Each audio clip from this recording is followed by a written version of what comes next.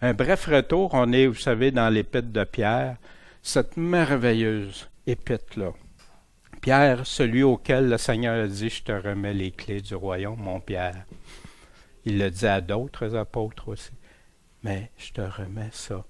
Puis Pierre nous entretient vers la fin de sa vie, vers la fin, juste avant de mourir, où il y a eu le plus de vie, de vécu, de sagesse, de comprendre les paroles du Seigneur, qu'est-ce que Dieu attendait de nous.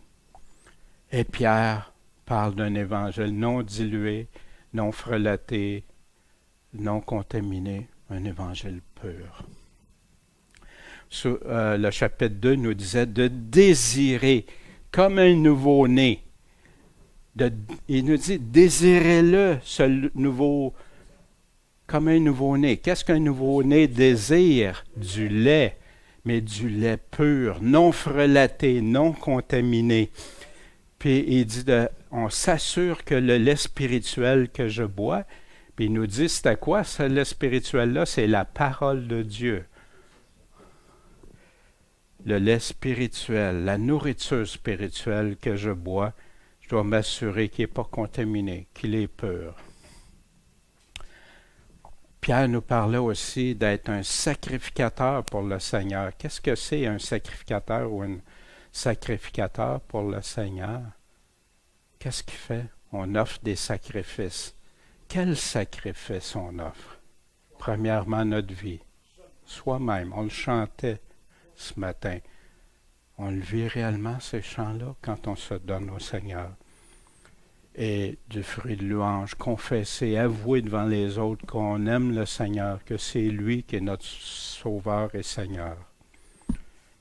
On avait vu aussi, est-ce que je suis un pèlerin, des voyageurs étrangers sur cette terre, ou si je suis un installé, puis attaché à ce monde?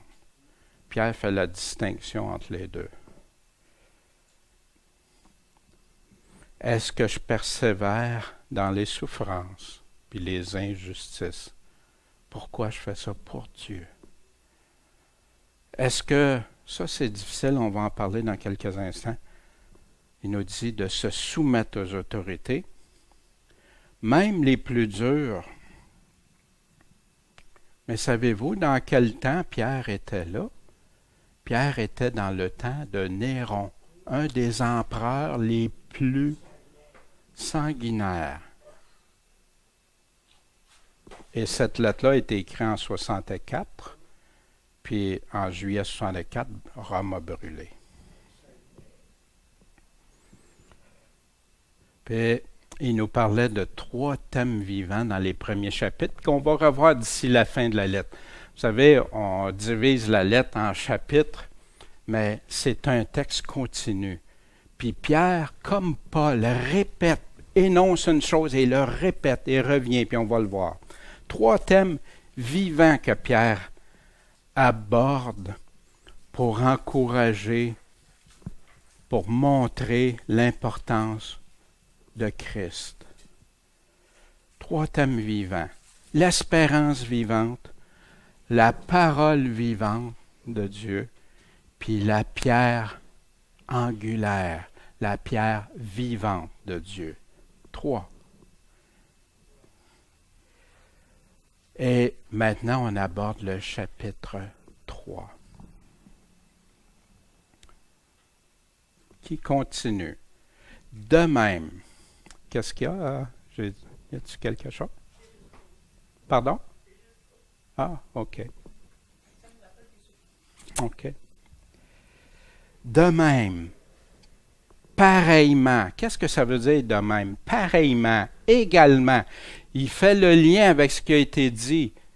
Qu'est-ce qui a été dit? Il a dit de honorer le roi, craindre Dieu, honorer tout le monde, aimer tout le monde. Il dit ça. Les employeurs durs, les plus durs, d'aimer, de se soumettre à ceux qui sont même nos ennemis. Puis je dis ça parce que des fois les hommes ont tendance à oublier qu'ils ont des responsabilités, ils ont des directives également, que l'homme n'est pas supérieur à la femme. L'homme et la femme ont des responsabilités différentes. Mais c'est ce qu'on va voir au travers de ce que Pierre nous dit. De même, pareillement, l'égalité également. Puis là, les hommes, vous fermez vos oreilles. Je vais essayer, moi, ça va être dur à faire. À qui parle ici? Aux femmes. C'est aux femmes qui parlent. Femmes, soyez, là, j'ose pas le dire, hein? Oui, je vais le dire parce que comme Dieu me dit d'être soumis aux autorités, comme Dieu me demande d'être soumis à toute autorité, même s'ils sont durs, difficiles, de me soumettre premièrement à Dieu et après ça, je peux me soumettre aux autres. Femmes, soyez soumises à vos maris. Pourquoi? Mais pourquoi? Parce que s'il y en a qui n'obéissent pas à la parole, ils soient gagnés par la parole. Fait que, sans parole. Gagnés sans la parole. Wow! Vous souvenez-vous dans le temps que Pierre a écrit ça? Dans le temps que si la femme était chrétienne puis son mari ne l'était pas, puis que le roi, même l'empereur, décidait que les chrétiens c'était méprisant, puis les pressions sociales, puis tout ça, je pense que c'était pas facile.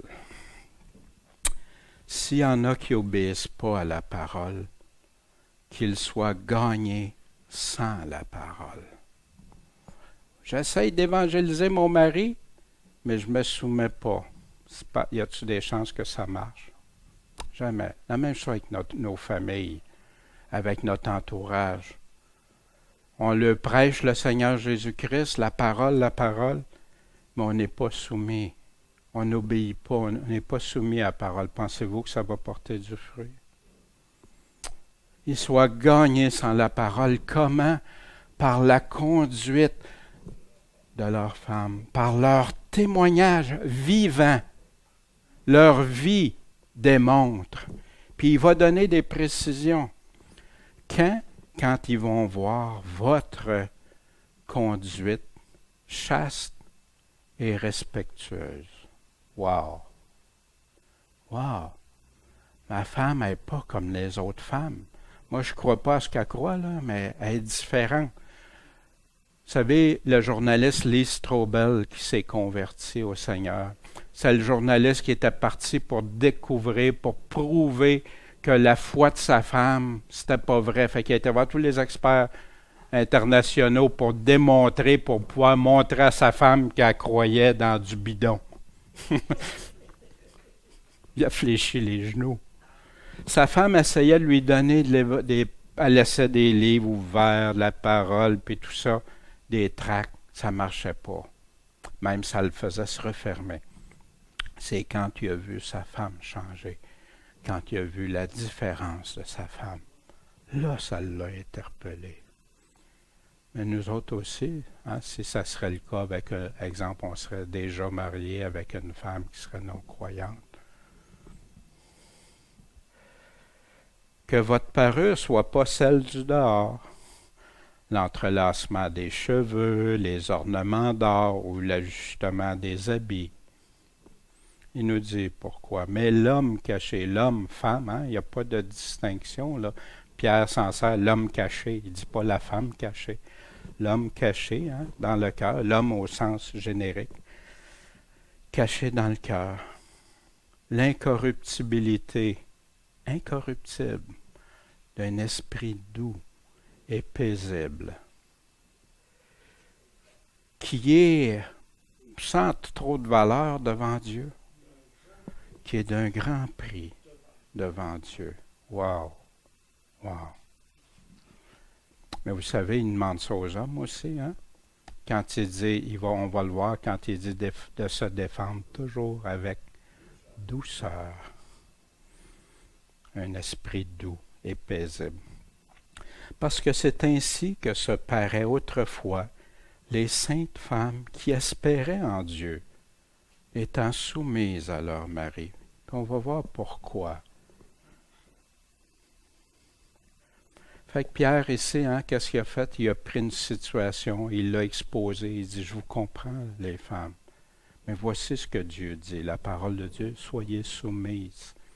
Puis que même si c'est difficile, en cours de route, vous ayez l'influence. Une femme a une très grande influence. Moi, je sais que Jacinthe m'a beaucoup influencé, puis m'a beaucoup fait changer pour le meilleur. Si j'aurais été rebelle, ça ne veut pas dire que j'acceptais tout, puis que je ne vérifiais pas, puis que non, je vais valider avec la parole de Dieu, mais elle a été d'un immense secours, parce que Dieu savait, il connaît mon cœur, il savait ce que j'avais besoin, puis je remercie Dieu. Si j'aurais été fermé, je dis non, sois soumise, moi boss. Qu'est-ce que vous pensez? Puis c'est normalement l'attitude que les gens peuvent penser ou prendre, puis c'est vraiment pas ça que la Bible nous dit, vraiment pas. Et là, il donne un exemple, comme Sarah. Qu'est-ce que faisait Sarah? Elle obéissait à Abraham. Hey, on part. Hey, on s'en va. Ouais, mais, hey, non. Elle l'appelait comment? Son Seigneur. En passant, ouais, mais c'est ça. Seigneur veut dire comme maître, ça peut vouloir dire simplement quelqu'un qu'on honore, qu'on reconnaît son autorité, c'est ça que ça veut dire.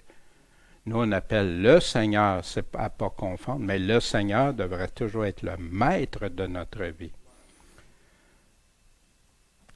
Puis là, il dit quelque chose. C'est d'elle que vous êtes les filles en faisant le bien.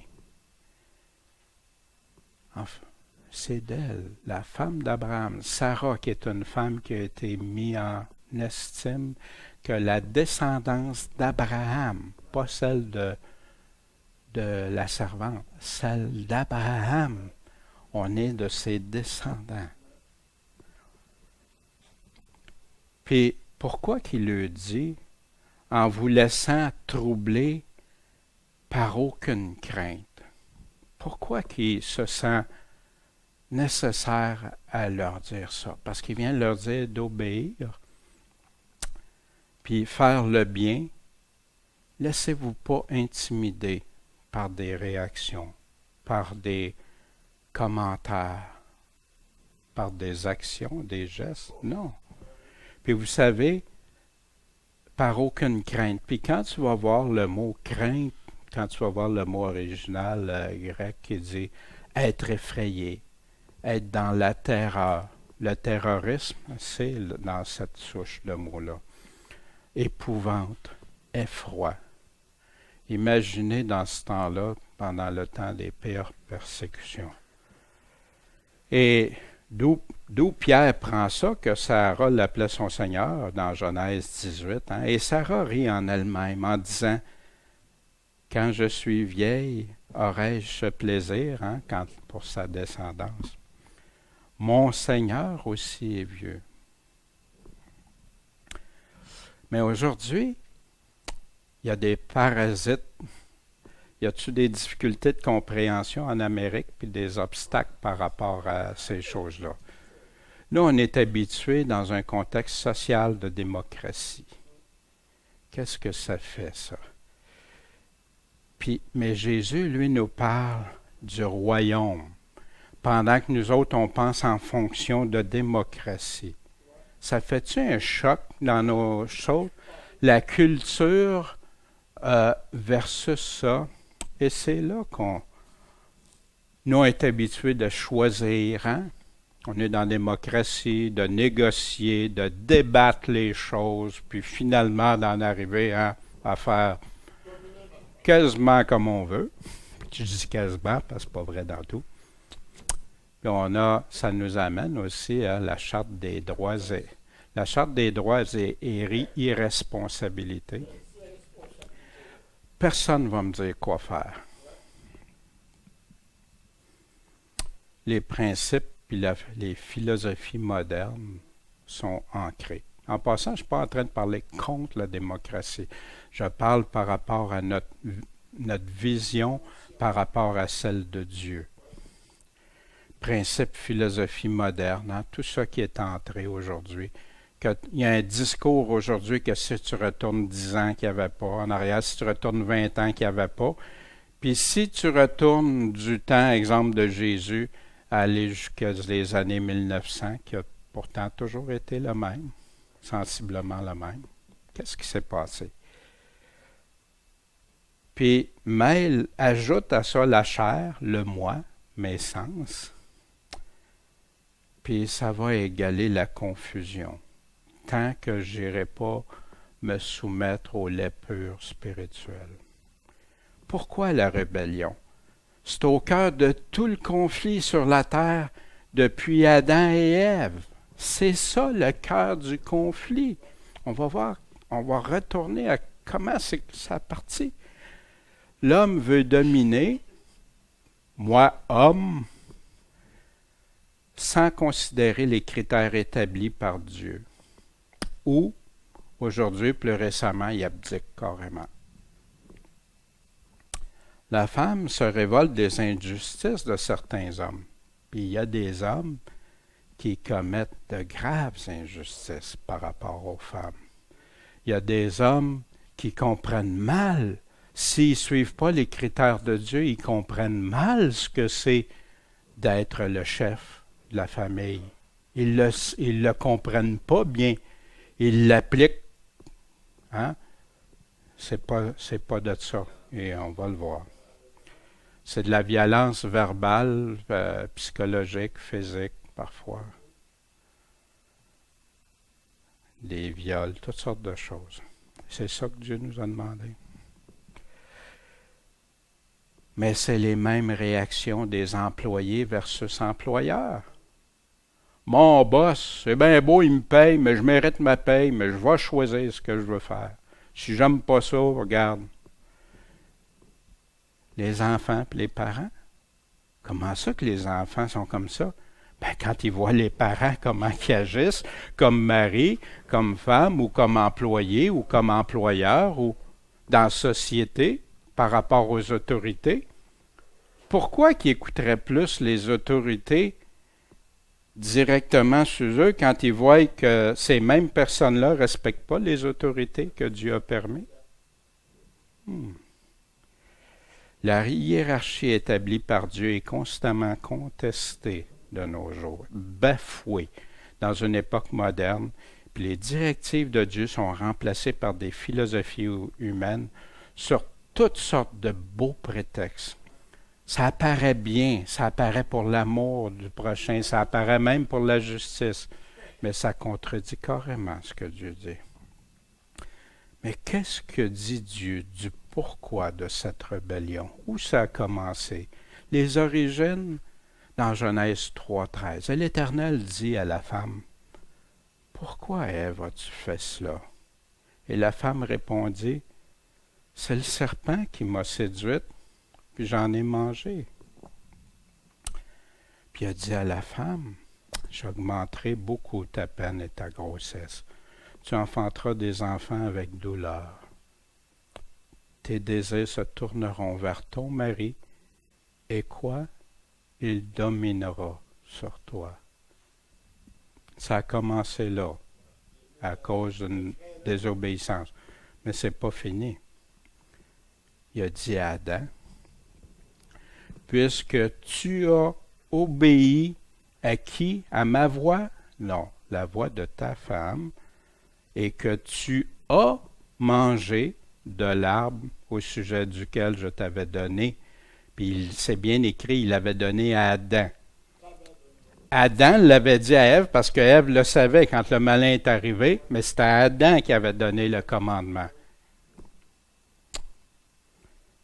Mais t'en as mangé. Tu le savais, Adam. T'es responsable. Auquel je t'avais donné cet ordre, t'en mangeras pas. Le sol sera maudit à cause de toi, et tu en mangeras les fruits avec peine tous les jours de ta vie. Et il te produira des épines et des chardons, des mauvaises herbes. Il va produire toutes sortes de choses, des bébites. Puis tu mangeras l'herbe des champs. Tu mangeras le pain à la sueur de ton visage, le travail, jusqu'à ce que tu retournes dans la terre d'où tu as été pris, car tu es poussière, puis tu vas retourner dans la poussière, Adam. Tu n'es pas Dieu, mais tu as choisi de ne pas croire Dieu. Tu as choisi de faire à ta tête, Adam. Quelles conséquences? Puis en passant, je ne pense pas que j'aurais été mieux. La soumission et la rébellion, c'est quoi la différence? La soumission, c'est se soumettre à Dieu, c'est le croire, avoir confiance dans ce qu'il affirme. Si Adam aurait eu confiance pleinement en ce que Dieu a dit, il ne l'aurait pas fait. Ève non plus. Et demande, même quand c'est difficile, même quand je ne comprends pas, même quand ça me semble, même quand les autres me disent, ben voyons donc, me soumettre à Dieu, c'est ça le croire.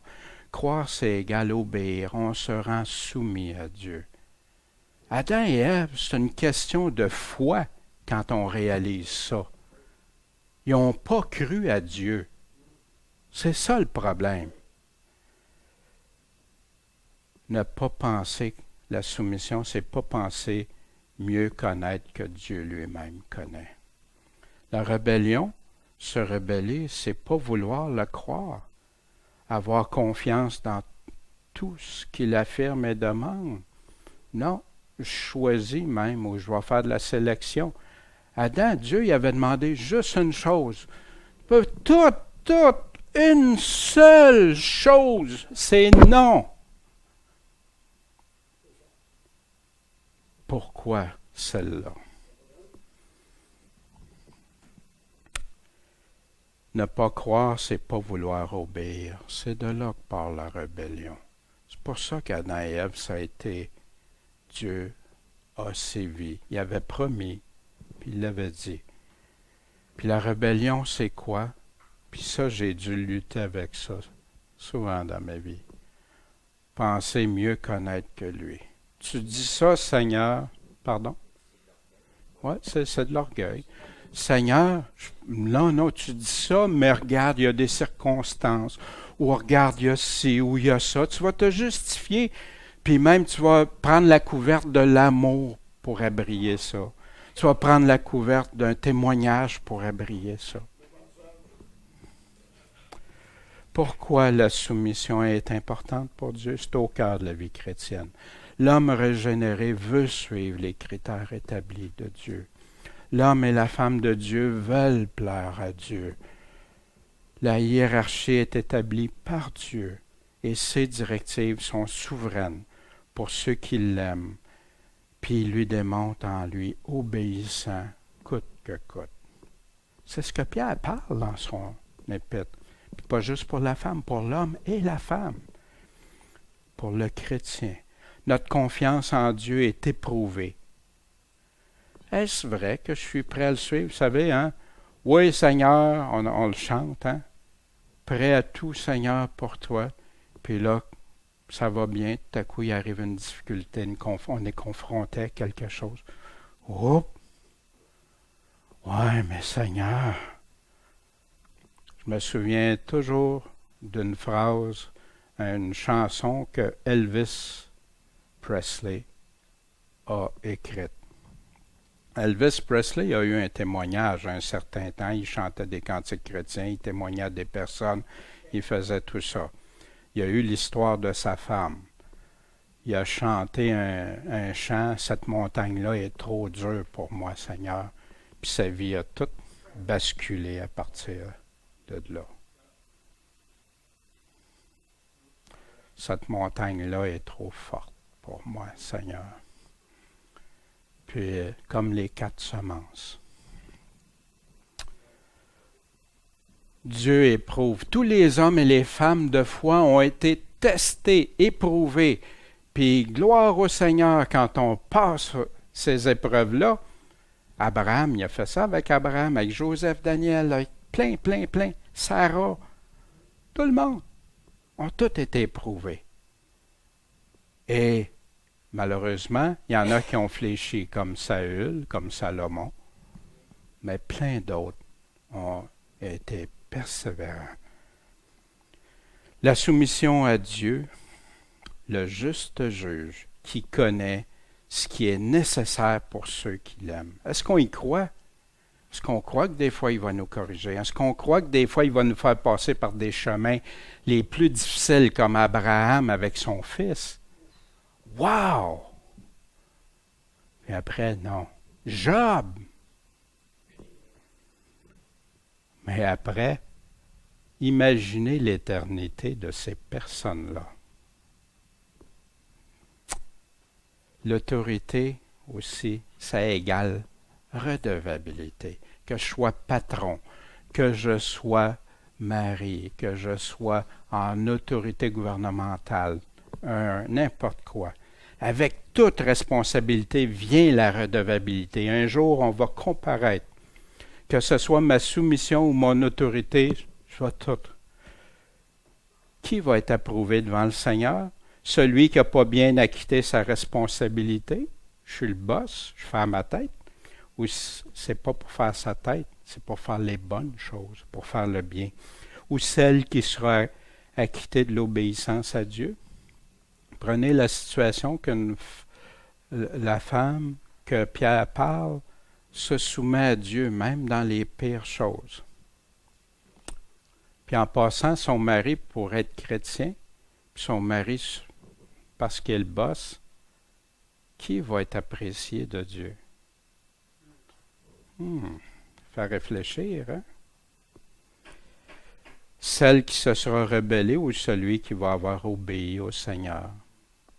Puis on va voir dans quelques instants celui qui obéit au Seigneur, comment il aime sa femme. De quelle catégorie est-ce que tu fais partie, que je fais partie? C'est toujours les critères du Seigneur. Les tensions, qui va gagner? Hein? On voit souvent ça. Moi, ça ne m'est jamais arrivé dans mon couple. Là, je parle comme ça, très mon chapeau. Non. Ça nous est arrivé. Hein? Le mari puis la femme, puis on se confronte. On se demande qui va gagner. Dans ça-là, les tensions, ou qui va perdre.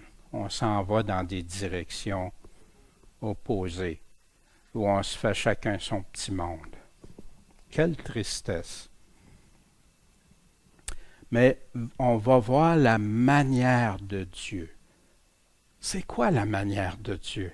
C'est beau de savoir que c'est pas bon, que c'est pas correct, mais c'est ce que j'aime de l'Évangile. Il nous amène, il nous dit qu'est-ce qui n'est pas correct, puis il nous dit toujours les solutions, le problème puis les solutions. Quelle est la manière de Dieu? Je vais vous le représenter ici par un graphique. C'est toujours boiteux, mais essayez de représenter le mieux. On a un système d'engrenage ici. On a Dieu. On a un autre système dans l'engrenage qui est le mari. Puis on a celui de la femme. Puis éventuellement des enfants. Ici, cet engrenage-là, le mari doit être avec Dieu, faire fonctionner avec Dieu. Le gros problème, c'est quand le mari ne fonctionne pas avec Dieu. Et l'engrenage, la femme qui marche avec le mari est avec Dieu. Les deux marchent avec Dieu. Et quand il y en a un des deux qui ne marche pas, l'engrenage ne fonctionne pas. La manière de Dieu ne fonctionne pas dans nos vies. Puis Dieu fait ça, puis à un moment donné, peut-être vous ne le verrez pas, mais les couleurs changent. Okay? Les couleurs viennent à s'harmoniser dans le plan de Dieu, à être comme Dieu veut qu'on soit avec lui. C'est ça là, que Dieu attend de nous quand on est mari et femme. Et là, Pierre, Maintenant, les femmes, vous fermez vos oreilles. Là, les gars ont fermé leurs oreilles tout ce temps-là. Puis là, on va parler. Marie. Marie. Comment? Le même mot encore. De même, pareillement, également. Y a-t-il une distinction que de responsabilité? Non. Conduisez-vous avec sagesse. Mais quelle sagesse on parle? La sagesse de Dieu envers vos femmes, comme envers un être plus faible. Il y en a qui n'aiment pas ça, c'est ça, ça fait. Il dit comme un être plus faible. Il ne dit pas qu'elle est plus faible. Il dit comme tu traites. En lui rendant honneur. Pourquoi? Parce qu'elle va hériter avec toi de la grâce de la vie. Elle va hériter au futur, hein, vous remarquez, au futur. Dans Galates, Paul nous dit, il n'y a plus ni juif, ni grec, ni esclave, ni libre. Il n'y a plus ni homme, ni femme, car vous êtes tous un en Jésus-Christ. Et c'est ça que Dieu veut qu'on soit. Mais ça n'enlève pas nos responsabilités différentes. Puis dans quel but qu'il nous dit, conduisez-vous avec sagesse envers vos femmes comme un être, rendez-lui honneur, puisqu'elles vont hériter. Puis ça, il y en a beaucoup qui passent par-dessus ça, afin que vos prières ne soient pas entravées. Le mot entravé, ici, où il y a d'autres mots qui sont utilisés, dépendamment des versions, quand tu vas voir l'origine de ce mot-là, c'est le même mot que Jésus quand il dit, tu dis à l'arbre de s'enlever de là, de se couper, s'arracher de là. Tu dis, ta main, coupe ta main. C'est le même, exactement. Que vos prières ne soient pas coupées, retranchées, faire obstacle, ôter un arbre ou une main. C'est tout la même chose. Puis c'est drôle, hein? Comment qu'on peut s'attendre que Dieu va répondre? Fait que j'ai entendu l'autre fois quelqu'un qui disait, ben moi, j'entre dans ma chambre puis je prie tout seul. C'est écrit dans la Bible, c'est ça que je fais. Il oublie plusieurs autres passages. Hein? C'est triste d'entendre des choses de même. Comment aimer puis rendre honneur à sa femme? Éphésiens 5, 25. Marie, aimez vos femmes. Puis Paul dit la même chose que Pierre dans des termes différents. Il donne d'autres précisions. Pierre, des fois, donne, mais ils parlent tous la même chose. Marie, aimez vos femmes. Comme aussi Christ a aimé l'Église et s'est livré lui-même pour elle. J'aime-tu ma femme comme ça? C'est des questions que j'ai dû me poser. Puis vous savez, Jésus, il dit, aimer, il dit, c'est être prête à faire pour l'autre ce que tu aimerais que l'autre fasse pour toi, puis pas lui faire ce que tu n'aimerais pas te faire. Mais il va beaucoup plus loin, le Seigneur. Il dit, aimer, c'est être prête à donner sa vie. C'est ça, aimer. Quand on chante aimer, quand on voit aimer, l'amour aujourd'hui, c'est des sentiments, des émotions. Ah, je t'aime mon frère, tu sais, ma soeur, puis tout ça. C'est bon, ça. Je ne dis pas que c'est pas bon. Mais aimer, ce n'est pas la définition d'aimer. On a des émotions, des sentiments, puis c'est très sain d'avoir ça, c'est correct. Mais le véritable amour, c'est être prête à donner sa vie. Fait que si tu dis que tu aimes quelqu'un, es-tu prête à donner ta vie pour elle? Serais-tu prête? Ça va jusque-là avec le Seigneur. Ça contraste beaucoup avec des messages que j'ai entendus déjà. Afin de la sanctifier, Jésus a sanctifié l'Église, l'a purifiée, l'a lavée par l'eau de la parole, par la parole de Dieu, pour la faire paraître devant lui une Église glorieuse, sans tache, ni ride, ni rien de semblable, mais sainte et irrépréhensible. Fait que Pierre, il dit quelque chose, là, wow! C'est comme, pas Pierre, Paul, excusez, c'est comme ça que les maris doivent aimer leurs femmes, comme leur propre corps. Comment? D'aimer comme Christ a aimé l'Église. Qu'est-ce qu'il a fait pour l'Église? Puis la sanctifier, la purifier. Fait qu'un mari qui est au Seigneur veut faire quoi pour sa femme? Veut l'amener à ce qu'elle soit sanctifiée pour le Seigneur. Tu dis, ah ben non, c'est juste Jésus. Non, non, parce que Jésus nous donne une responsabilité. On a une responsabilité de le faire. Parfois, c'est renversé. C'est la femme qui le fait. Puis oui, les deux vont être complémentaires, vont s'aider. Mais la responsabilité ici revient à qui? À l'homme. Celui qui aime sa femme s'aime lui-même. Ainsi que chacun de vous aime sa femme comme lui-même. Ça, c'est parle au mari. À la femme, que la femme respecte son mari. Oui, c'est très important pour les hommes. Quand on ne se sent pas respecté, là, ça nous déchire. Ça vient nous chercher au plus profond. Mais ça, ce commandement-là, c'est pas à moi qu'il dit, c'est à la femme. Moi, le commandement qu'il me donne à l'homme, aime ta femme comme Christ. Occupe-toi de toi, ta responsabilité, puis laisse à la femme s'occuper de sa responsabilité. Puis tu vas voir, les deux flèches, au lieu d'arriver comme ça, ou de s'en aller, ben tu vas marcher ensemble avec le Seigneur. Chacun en s'occupant de sa part, de sa responsabilité, qui fait une synergie ensemble. Puis si j'aime ma femme, je pense qu'elle va me respecter plus.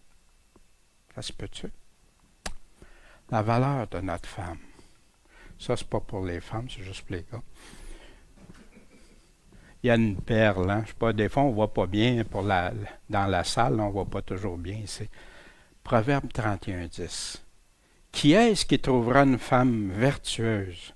Parce que son prix, il dit pas c'est comme les perles. Il dit ça surpasse beaucoup celui des perles. Au verset 30, il nous dit la grâce est trompeuse, puis la beauté, ça finit par s'évanouir. Mais je pense pas ça, chérie, je pense toujours que tu es belle. Mais la femme qui craint l'Éternel est celle qui sera louée. Puis vous savez, ça me fait tellement plaisir, ça.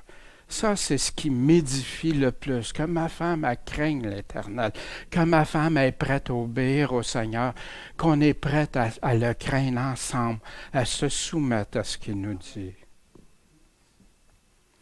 Mais il ne dit pas comme une perle, il dit comme beaucoup de perles.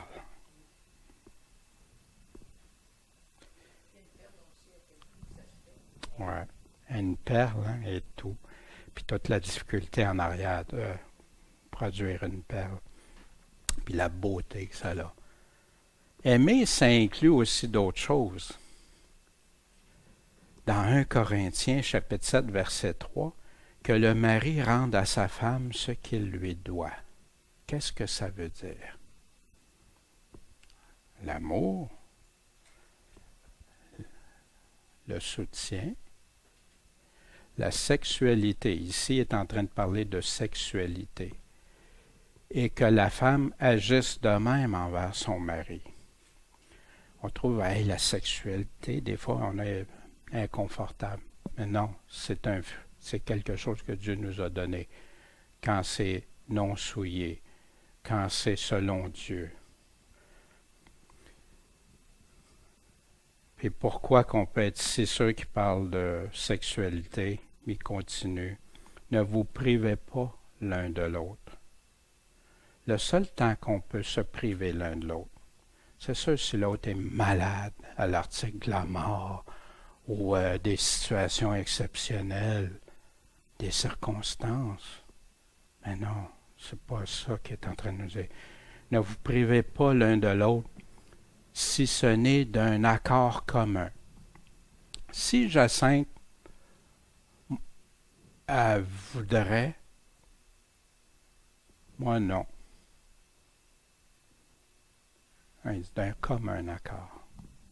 On s'en parle, on s'entend ensemble. D'un accord commun. Puis ça, pour combien de temps? Un temps, puis il nous dit ce temps-là, pourquoi? Pour aller prier. Il revient avec la prière. Vous avez vu, tantôt, on peut mettre des obstacles à la prière. On peut la couper, nos réponses aux prières. Puis des fois, comment ça, je prie le Seigneur, puis ça ne répond pas sur plein d'affaires. Comme un accord pour un temps, afin de vaquer à la prière.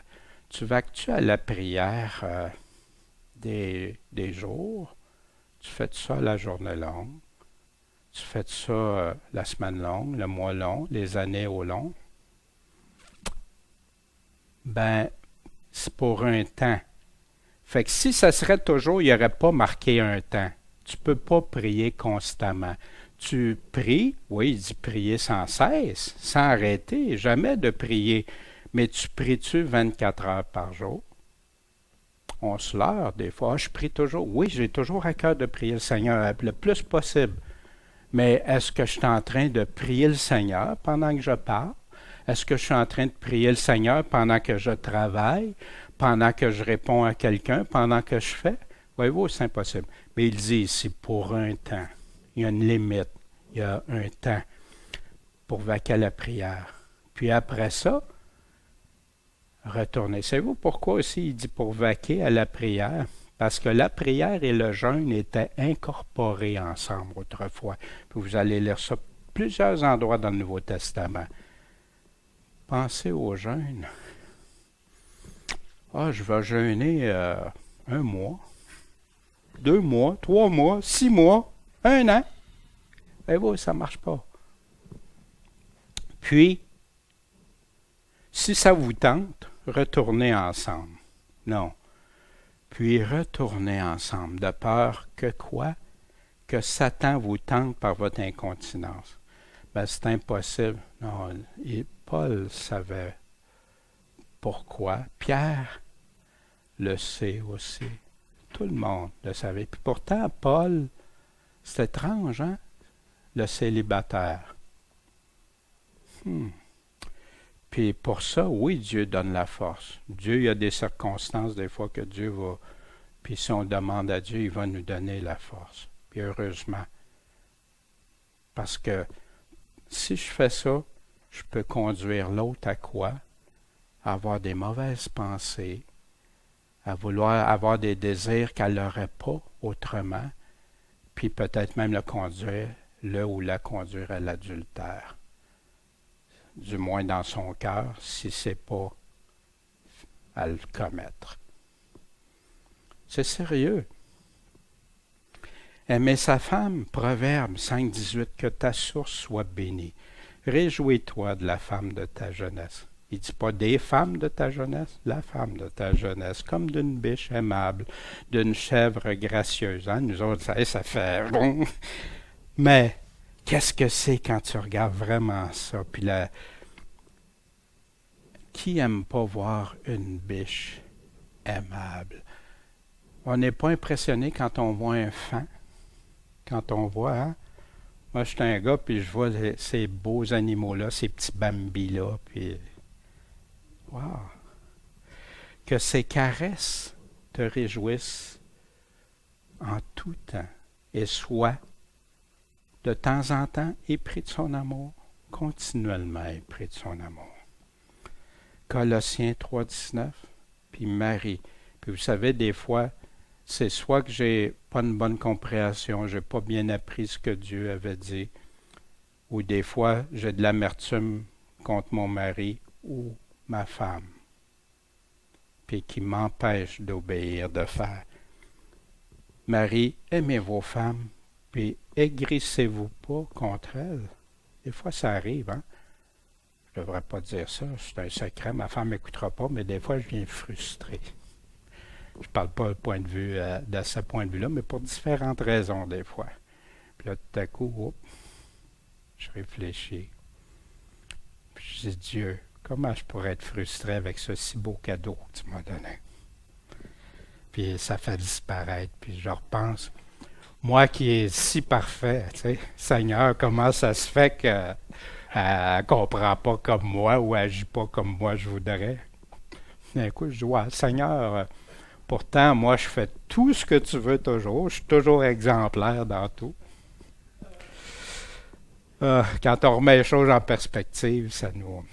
Enfin, soyez tous, tout le monde, hommes, femmes, d'un même sentiment. Puis là, il nous le dit, c'est quoi ce même sentiment-là? Compatissant, fraternel, miséricordieux, pardonné, bienveillant. Bienveillant, c'est que je vois la personne qui a des besoins, qui a quelque chose, j'attendrai même pas qu'elle me le demande. Puis il y en a qui ont des dons très forts de service. Ne rendant pas le mal pour le mal, ni l'injure pour l'injure. Au contraire, bénissant, sachant que c'est à ça que vous avez été appelés, à vous faire du mal, à vous faire donner des injures. Vous avez été appelés à ça. Tous ceux qui veulent vivre pieusement Jésus-Christ vont être persécutés. Pourquoi? Afin que vous héritiez la bénédiction. Pierre parle de ça tout au long de sa lettre, des épreuves, des injustices, tout ce qui arrive. Puis il parle, mais oui, il parle aussi dans le temps de Néron. En effet, que celui qui veut aimer la vie, puis il continue, il donne une explication supplémentaire. Celui qui veut aimer la vie, puis voir des jours heureux, qui ne veut pas être heureux, garde sa langue de dire du mal et ses lèvres de paroles trompeuses. Mensonge, fraude, dire des choses. Dieu a dit ça ou Dieu m'a dit. C'est pas ça. C'est pas des vraies paroles, c'est des paroles trompeuses. Parce que je pense que ça, je dis Dieu dit ça. Non. Quand je dis Dieu dit ça, il faut que ça soit écrit là, noir sur blanc. Qu'il se détourne du mal. Ça veut dire, fais un U-turn, repens-toi. Fais le bien, fasse le bien, qu'il cherche la paix, mais pas juste la chercher, qu'il la poursuive aussi, d'être en paix. Puis ça fait plaisir des fois quand tu as vu des personnes qui ça allait pas ou qui avaient même eu des conflits ou des choses, tu les rencontres, puis que tu peux avoir la paix avec ces personnes-là. C'est une grande bénédiction. Pourquoi? Puis là, il fait le contraste, parce que les yeux du Seigneur sont sur qui? Sur les justes. Ceux qui vivent selon sa justice, et ses oreilles sont attentives à leurs prières. Oh, Pierre revient avec la prière. Oui, il part avec la prière, puis il en redéveloppe. Mais, la face du Seigneur est contre qui? Ceux qui font le mal. Fait qu'il est en train de dire aux chrétiens, faites le bien. Vous savez, la face de Dieu ne répond pas aux prières de ceux qui font le mal. Si vous répliquez aux injures, vous faites le mal parce qu'on vous fait du mal, etc. Vous le savez. Mais eux autres, ils vont répondre. Toi, fais le bien. Et qui est-ce qui vous fera du mal si vous vous conformez au bien? Oh, Pierre, tu dis ça dans le temps de Néron.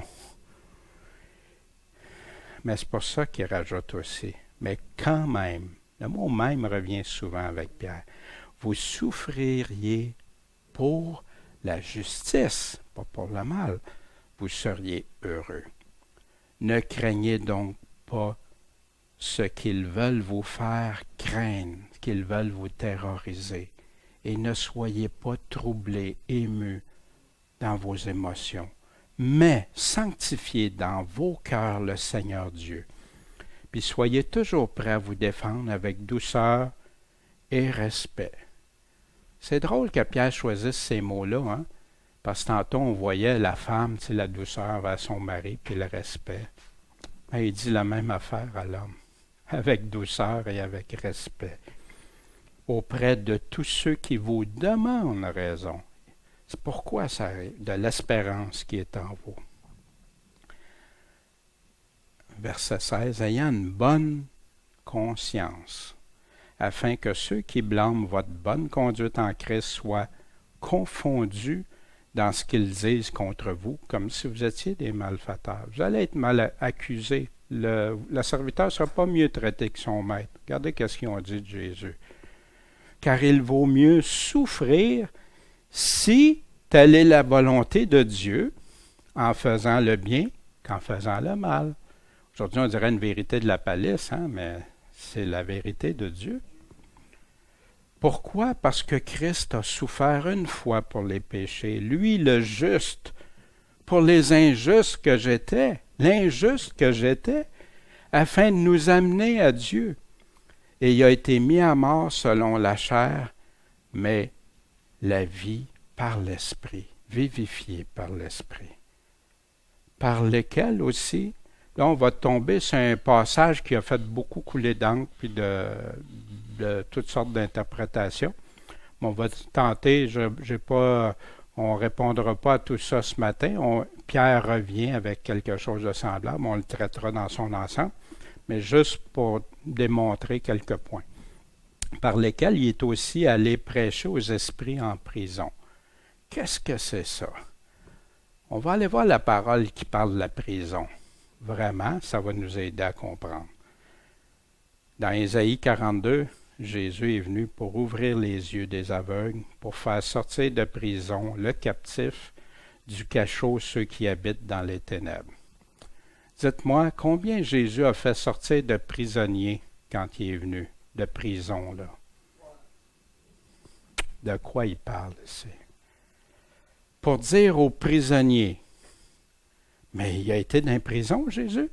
En tout cas, j'ai nul verset qui me parle que Jésus a été dans des prisons. C'est quoi les prisons? Sortez. Puis le dire sortez. Il a fait ça, il a dit hey, le petit empereur, tasse-toi, moi je libère tout le monde des prisons. Voyez-vous? Paraissez ceux qui sont dans les ténèbres. Ils paîtront le long des chemins. Ils trouveront leur pâturage, leur nourriture, leur lait spirituel sur tous les coteaux. L'Esprit du Seigneur, de l'Éternel est sur moi. Vous vous souvenez, ça c'est Jésus qui a lu ça avec le rouleau. Car l'Éternel m'a oint pour annoncer la bonne nouvelle aux affligés. Il m'a envoyé pour guérir ceux qui ont le cœur brisé, pour proclamer aux captifs la liberté et aux prisonniers l'ouverture de la prison. Libérer du péché. Parce qu'il dit c'est pour libérer des ténèbres. C'est de ça que la liberté, des ténèbres, libérer du péché. Et Pierre continue, qui avait été autrefois incrédule. Puis là, c'est ça qui vient un petit peu nous... Lorsque du temps de Noé, la patience de Dieu attendait pour la dernière fois, pendant que l'arche se construisait et dans laquelle un petit nombre d'âmes, c'est-à-dire 8, furent sauvés à travers l'eau. Fait que si on regarde ici, autrefois incrédule, la patience de Dieu attendait pour une des fois ou l'avant-dernière fois. Non, Dieu a attendu la dernière fois. Puis quand est-ce qu'il a attendu? C'est pendant que l'arche se construisait. Que Noé, ce prédicateur de la foi, est en train de construire. C'est comme ça que la Bible l'appelle Noé, le prédicateur de la foi. Dans laquelle un petit nombre d'âmes, c'est-à-dire 8, ont été sauvés. Il y en a combien qui ont été sauvés? 8. Les autres pouvaient-ils être sauvés? Il aurait pu, mais est-ce que la Bible nous dit qu'ils ont été sauvés, les autres? Nulle part, vous allez voir ça, vous allez voir. Puis, pourquoi qu'on dit, parce que, hey, c'est comme si Jésus serait descendu, hein, aux enfers, parce que l'Église catholique enseigne ça aussi, descendu aux enfers et tout ça. Puis tout ça. Mais c'est pas il ne parle pas de ça. Il a été en prison. La prison, on le voit partout. Quand on va prêcher à des gens, ils sont en prison. Ils sont morts, c'est pour aller les délivrer. Fait que j'apporte votre attention, je dis pas que je n'ai pas l'intention de tout dire, mais pour moi, il n'y a rien dans ça qui vient contredire tous les autres passages. Après la mort, l'homme meurt combien de fois? Après vient quoi? Le jugement. Parce que je sais, beaucoup disent, mais Jésus a été prêché dans l'enfer à ceux qui étaient en enfer, puis ils sont convertis. Nulle part tu trouves ça dans la Bible. Parce que si vous en connaissez des versets comme ça, et l'image correspondante. Fait que ça, quand il dit ça, l'image correspondante, il est en train de prendre l'exemple de Noé pour dire, regardez, là, ça a été prêché, y avait-tu la chance de se repentir, ces gens-là, de venir à Christ pendant que Christ donnait, il attendait patiemment. Mais il y en a eu juste 8. Ça a pris 120 ans, la Bible nous dit, pour construire. Ils ont-tu eu le temps? Puis ici, ce qui est une image du baptême, lequel, c'est pas la purification des souillures du corps, notre baptême en Christ, mais l'engagement d'une bonne conscience. Il en parlait juste avant, la bonne conscience, l'engagement. Savez-vous qu'aujourd'hui, l'engagement, on n'entend presque plus parler. De calculer la tour avant, de calculer la dépense, de calculer croire en Dieu, devenir son disciple, il dit qu'il faut que je donne ma vie pour. Fait que tu as plein de monde qui y croient parce qu'ils ont fait une prière, mais sans engagement, sans se soumettre à Dieu, que maintenant, tout est beau. Mais Jésus n'a jamais parlé comme ça. Jésus a toujours parlé d'un engagement. Jésus a toujours parlé que ça coûtait quelque chose de le suivre, prendre sa croix. L'engagement de quoi? D'une bonne conscience devant Dieu. Ça nous sauve maintenant par la résurrection de Jésus-Christ. En passant, ce que je viens de vous dire, j'ai cherché dans toutes les choses que je pouvais, des prédications anciennes, puis jamais ils présentaient ça comme ça, une courte prière, puis t'es sauvé. Jamais. C'est moderne, ça. 1 Pierre 3, 22. Mais par une prière, sincère devant Dieu, puis te repentir devant Dieu, de changer, d'être transformé, régénéré, ben oui, amen.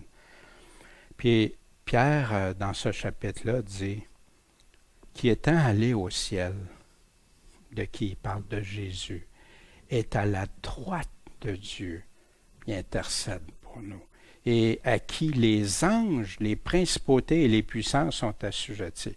Fait que Pierre, il est en train de lui dire, « Hey, ça va pas bien, ça va mal. » Puis il va conclure plus loin, « Soyez pas surpris de l'étrange fournaise que vous êtes dedans. Vous êtes là, mais regardez de qui vous dépendez. » Puis il va nous dire plus tard, qui a soin de vous, de tout soumettre nos besoins puis nos choses à Dieu, qui sait qui prend un soin de ça. C'est à lui qui les anges, les principautés et les puissances sont assujettis. N'ayez pas peur du roi ou des choses qui peuvent arriver ou de ceux qui sont vos employeurs ou les mauvais maris ou les choses comme ça. C'est pas ça. Lui, il est puissant. Lui, il va avoir le dernier mot. Puis lui va me rendre justice. Dans les cieux, donc, si vous êtes ressuscité avec Christ, cherchez quoi? Les choses d'en haut, les choses de Dieu, où Christ est assis à la droite de Dieu. Dans Hébreux 1:3, et qui, étant la splendeur de sa gloire et l'empreinte de sa personne, et soutenant toutes choses comment? Par sa parole. Toutes choses incluent nous aussi, qu'on reste attaché au cep et dit, ceux qui m'entendent, qui m'écoutent et me suivent, personne ne va les ravir de ma main. Par lui-même, ayant opéré par lui-même la purification de nos péchés, s'est assis à la droite de la majesté divine dans les lieux très hauts. Amen, Seigneur. Dans Acte 3, 21, que le ciel doit recevoir, mais jusqu'à quand? Jusqu'au temps du rétablissement de toutes choses. Il nous dit même, il va y avoir le trône blanc, il va y avoir le jugement, il va y avoir la nouvelle terre, nouveaux cieux, nouvelle Jérusalem. Le rétablissement de toutes choses dont Dieu a parlé par la bouche de tous ses saints prophètes depuis longtemps. Fait que tu as tout ça décrit dans l'Ancien Testament. Paul, à titre, Paul dit-tu différemment de Pierre? Non, les deux disent toujours la même chose. Des fois avec des mots différents, présentés différemment. Pour toi, à titre, enseigne les choses qui sont conformes à quoi? La saine doctrine, pas les saines, la saine, que les vieillards soient sobres, graves, prudents, saints dans la foi, dans la charité, puis dans la patience, persévérance. Que les femmes âgées aient de même de l'extérieur qui convient à la sainteté, qu'elles ne soient ni médisantes, ni sujettes aux excès de vin, et qu'elles enseignent. La femme a-tu le droit d'enseigner? Oui, elle a le droit d'enseigner. Elle a le droit d'enseigner aux femmes, d'enseigner aux enfants. Ça, c'est biblique, très clair. Ce qu'il nous dit, c'est pas enseigner dans des églises, prendre autorité sur l'homme. C'est tout ce que la Bible nous dit. Afin, puis il nous dit, enseignant le bien à qui? Afin qu'elles l'apprennent aux jeunes femmes à aimer leur mari, puis à aimer leurs enfants, d'être de bons modèles, de bons exemples. Puis regarde, comme nous autres, là, on aurait aimé ça d'en avoir qui nous aurait aidés. Parce qu'on a élevé nos enfants, puis on a fait des erreurs. On a fait des choses que ça serait recommencé, on ne le ferait pas. J'aurais aimé ça. Mais peut-être je n'étais même pas assez disposé aussi, Dieu savait ça. Oui, on a fait des bonnes choses, on a enseigné dans la voie du Seigneur, on a fait des choses, mais on a fait des erreurs. Apprendre comment aimer.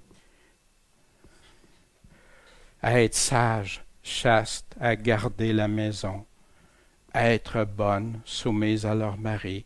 Dans quel but? Pour que la parole de Dieu ne soit pas calomniée ou blasphémée, des versions disent. Exhorte de même les jeunes hommes à être sages, donnant toi-même, même petite, en toute chose l'exemple de bonnes œuvres par la pureté de la doctrine, le lait pur et spirituel et la gravité. Une parole saine, irréprochable, afin que les adversaires soient confondus, n'ayant aucun mal à dire de vous. Paul est en train de répéter ce que Pierre disait dans des mots différents. Exhorte les serviteurs à être soumis à leur maître et à leur complaire en toutes choses, à n'être point contredisant. Moi, j'ai failli à ça certaines périodes de ma vie. Ça a bien été, surtout quand il était bien gentil avec moi, ça allait super bien. Quand il y en a qui ont commencé à ruer d'un brancard, j'ai rué d'un brancard au début. Dieu m'a parlé. Non, regarde. Tu te soumets, Daniel. C'est ça que je te demande. Ouais, mais c'est... OK, Seigneur. Puis il a béni. Il a béni. Qu'est-ce que disaient nos anciens professeurs et pasteurs? Pierre exhorte ici, premièrement, les femmes chrétiennes à être soumises à leur mari, à se conduire avec une grande douceur, à fuir le luxe, l'immodestie dans les habits, à être ornées intérieurement d'un esprit doux et paisible qui est d'un grand prix devant Dieu. Sur quoi il représente aux femmes qui avaient des maris païens, non croyants, que par des mœurs innocentes et pures, et par une conduite modeste et respectueuse, elle pourrait les adoucir et les amener même à la religion chrétienne. Vous savez, il y a Léa à l'Assemblée de Saint-Henri, c'est ce qu'elle a fait. Son mari était non-croyant. À la fin de sa vie, son mari s'est converti parce qu'elle a appliqué ça. Amen. Les femmes qui sont unies à leur mari, à des maris fâcheux, ils ne sont pas fâcheux, puis si tu vas voir le terme aussi, ça va loin, je ne veux pas amener ça, mais c'est méchant, fâcheux, méchant. Peuvent voir par là combien la piété et la douceur ont de force pour rendre leur état plus supportable. L'apôtre ordonne aux maris d'aimer leur femme et de se conduire avec elle avec circonspection et avec douceur, afin que les prières qu'ils font ensemble ne soient pas troublées par la désunion. Il recommande aux chrétiens en général de s'aimer cordialement, de jamais faire de mal à personne, de jamais se venger, de vivre dans la paix avec tout le monde, en autant que ça dépend de nous. Il y en a qui ne voudront pas vivre en paix avec nous, ça leur appartient. Leur représentant, après David, que c'est par là qu'on peut passer une vie plus douce, apaiser les ennemis qu'on pourrait avoir. C'est ce que David a appliqué dans sa vie. et même à être heureux lorsqu'on est persécuté. Ça se fait-tu? Oui. Savez-vous qu'il y a je sais pas, il y a plus de 50 quelques pays qui vivent la persécution, qui se font tout enlever le bien, qui leur arrive comme dans le temps de Néron, qui se font torturer pour certains, qui se font mettre à mort, qui perdent tout, ils ne savent plus leur famille, il s'est rendu où, il n'y a plus rien. Comment c'est dur pour les familles? Parce qu'ils confessent le nom de Jésus, puis n'abandonnent pas. Puis on essaie par tous les moyens de leur faire abandonner la foi. Non. C'est ce qu'ils vivent. Puis ils réussissent à quoi? Ils sont en paix, une paix qui surpasse l'intelligence. Oui, ils ont de la peine, ils ont des souffrances, mais c'est plus puissant. Dieu peut donner quelqu'un qui est en train de brûler sur des torches vivantes dans le temps de Néron, qui chantait en brûlant. C'est-tu humainement pensable? C'est impensable. Mais il y en a qui se convertissaient à voir ça. Ils disaient, ça se peut pas. On voit dans ce chapitre qu'un des principaux devoirs des chrétiens est de faire une profession sincère du christianisme, de conserver une bonne conscience et d'être prêt à rendre raison de leur foi avec douceur et avec respect dans toutes les occasions qui se présentent.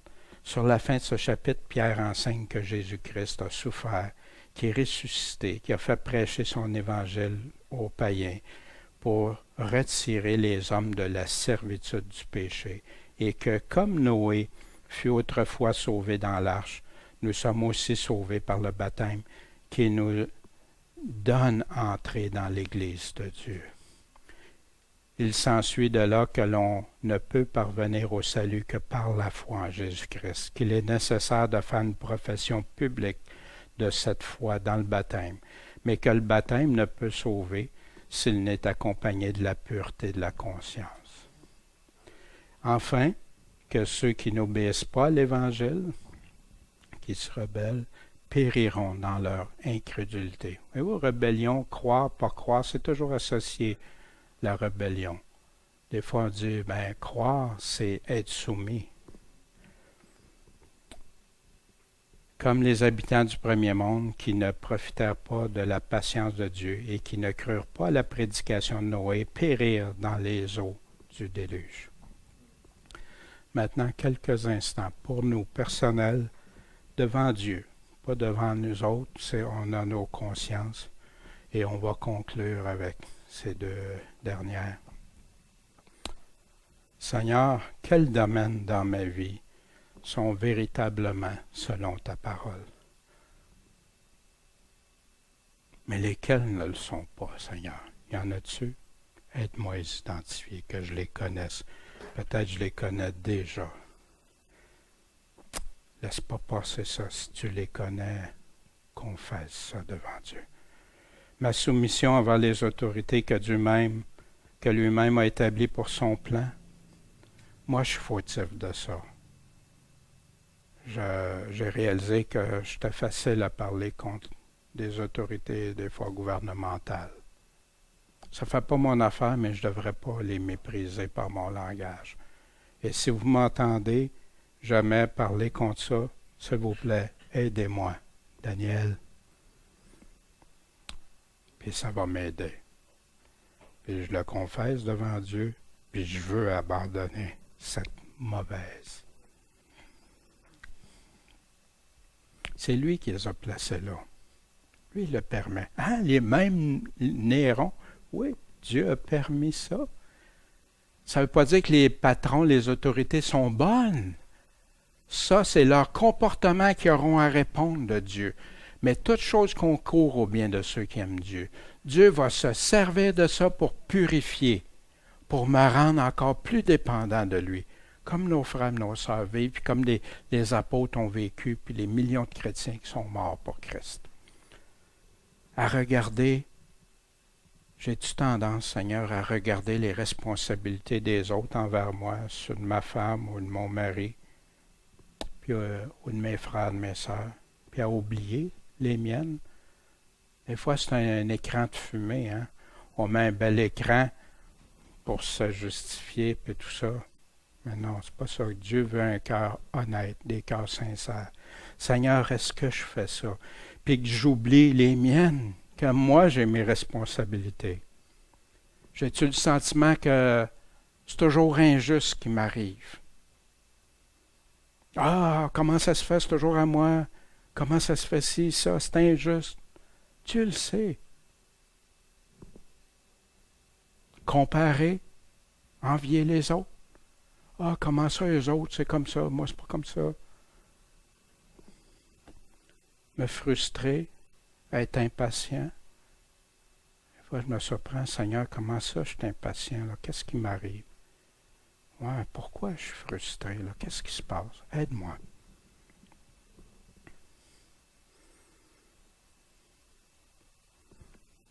La grande question, à chaque fois qu'on connaît des problèmes, il y a une solution. La solution de Dieu, est-ce que je suis prêt à changer, endurer ou persévérer comme mon Sauveur il a fait, mais pour mon Seigneur? Mon Sauveur, il a fait ça, mais il est mon Seigneur. Je suis prêt à le faire pour lui.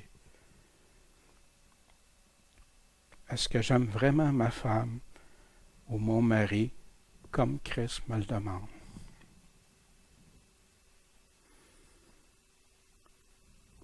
Est-ce que je peux m'attendre que le Seigneur réponde à mes prières si je ne me soumets pas à ses directives, que la communication est coupée? Est-ce que je peux? Est-ce qu'on ne veut pas toutes voir nos prières répondues? Puis est-ce que je crois vraiment le Seigneur? Est-ce que j'ai la foi, la confiance de croire que le Seigneur me récompensera quand je subis des injustices pour lui? Que je passe au travers ça en le louant, en l'adorant, en continuant à lui obéir. Vous savez, ce qui est triste, beaucoup ont cru, puis à un moment donné, se sont laissé l'amertume rentrer dans leur cœur, puis au lieu de... Ils ont endurci leur cœur, finalement se sont rebellés. Puis c'est malheureux, on en connaît, là. Puis par les heures. Il y en a qui continuent à parler du Seigneur, mais tu vois qu'ils ne suivent plus rien de la parole. Puis il y en a d'autres que tu ne peux même plus leur parler du Seigneur. Pourtant, c'est des personnes qui semblaient aimer le Seigneur, le suivre et tout ça. Triste. Ces réflexions-là, c'est pour chacun de nous. Si jamais il y en a qui voulaient regarder, mais un DVD, pas pour m'écouter une deuxième fois, je sais que c'est long et pénible souvent, mais Dieu, écoutez Dieu. C'est Dieu qui a raison, pas nous. Lui a raison. Puis lui sait pourquoi il veut qu'on soit comme ça. Seigneur Tout-Puissant, mon Seigneur est mon Dieu. Seigneur, ta parole nous amène à des voies, des sentiers, que quand on l'examine attentivement, il y a plein de choses qui en ressortent. Puis, Seigneur, il y aurait tellement long à dire encore, mais déjà, Seigneur, tu as touché nos cœurs, nos pensées. Je te remercie de m'enseigner, Seigneur, de me montrer où je dois changer, où je dois me corriger pour que je devienne un enfant fidèle. Seigneur, que tu puisses dire à chacun de nous, bons et fidèles serviteurs, enseigne-nous, montre-nous, soutiens-nous, qu'on reste attaché au cep, Seigneur, parce que sans toi, on ne peut rien faire, puis même ce qu'on ferait, qui pourrait bien paraître pour être que du vent. Seigneur, aide-nous, soutiens-nous et bénis chacun de nous, entre mari et femme, entre frères avec d'autres frères, et sœurs, Seigneur, fortifie-nous, s'il te plaît, et qu'on soit vainqueurs pour toi. En ton Saint-Nom, Jésus. Amen.